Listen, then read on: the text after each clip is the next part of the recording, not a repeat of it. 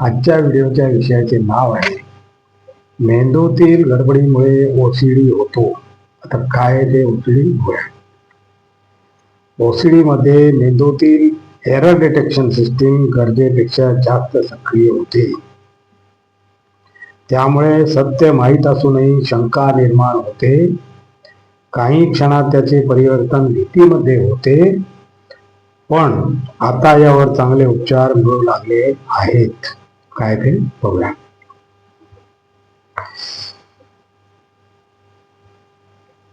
Obsessive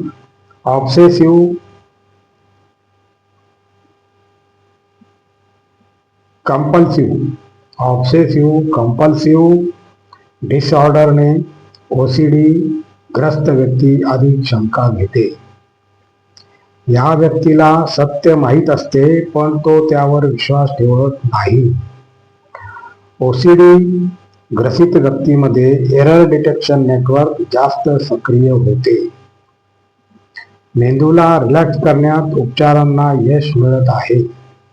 आता हे काय ते बघूया. शंकांचे रूपांतर भीतीमध्ये.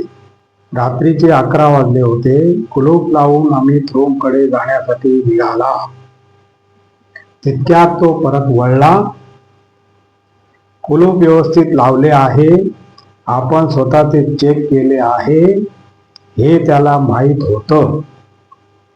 पण मनाच्या कोपऱ्यात पुन्हा शंका आली, जर योग्य पद्धतीने बंद झाले नसेल तर.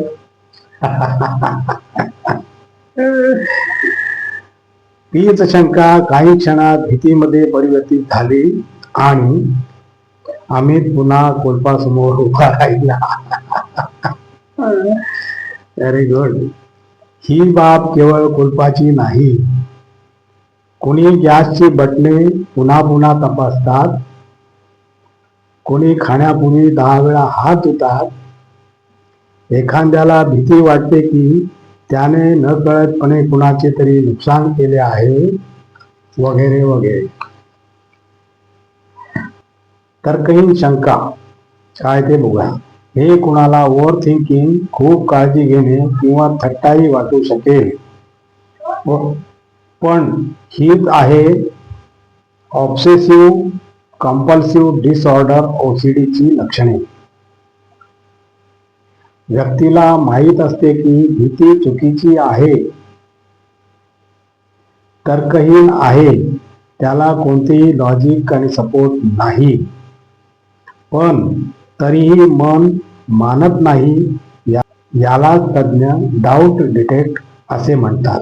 म्हणजे मेंदूचे विश्वास ठेवण्याचे सर्किट पुन्हा पुन्हा फेल होते. अरे बापरे.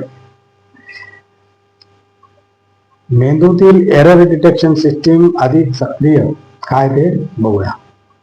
तज्ञ सांगतात की ओसीडी मध्ये मेंदूतील एरर डिटेक्शन सिस्टीम गरजेपेक्षा जास्त सक्रिय होते. साधी शंकाही मेंदूला मोठी समस्या वाटू लागते. जसे की धूर नसतानाही फायर अलार्म वाजवायला लागतो. Very good. मेंदूच्या सिग्नलिंग सिस्टीम मध्ये गडबड. काय ते बघूया. त्यामुळे आता ओसीडीला आता सवय किंवा कमजोरी मानले जात नाही, तर एक सायकॅट्रिक कंडिशन मानले जाते. सायकॅट्रिक कंडिशन मानले जाते जिथे मेंदूचा सिग्नलिंग सिस्टीम मध्ये गडबड निर्माण होते. मेंदूला रिलॅक्स करण्यात यशस्वी होत आहेत उपचार. तर काय ते बघूया. नवीन संशोधनात स्पष्ट झाले आहे की ओसीडी मध्ये मेंदूच्या 2 फ्रंटोस्ट्राटल सर्किट मध्ये असंतुलन निर्माण होते. एक सर्किट धोक्याला वाढवून दाखवते तर दुसरे त्याला शांत करू शकत नाही. ब्रेन स्कॅन मध्ये एरर डिटेक्शन नेटवर्क गरजेपेक्षा जास्त सक्रिय दिसते. त्यामुळे छोटीशी शंका देखील मोठा धोका वाटू लागतो. सीबीटी ERP थेरपी प्रभावशाली. काय ते बघूया. येल युनिव्हर्सिटीच्या अभ्यासात संशोधक ब्रायन जॉनस्की यांनी सांगितले की ओसीडी मध्ये मेंदूचे पॅटर्न ओळखणारे डीप लर्निंग मॉडेल 80% पर्यंत अचूकता दाखवत आहे, ही चांगली गोष्ट आहे. आता सीबीटी आणि ERP सारख्या थेरपी प्रभावशाली वाटू लागल्या आहेत. हे उपचार मेंदूला नवीन विश्वास शिकवत आहेत. शंका निर्माण करणारे विचार हळूहळू शांत होऊ लागतात. अरे वा.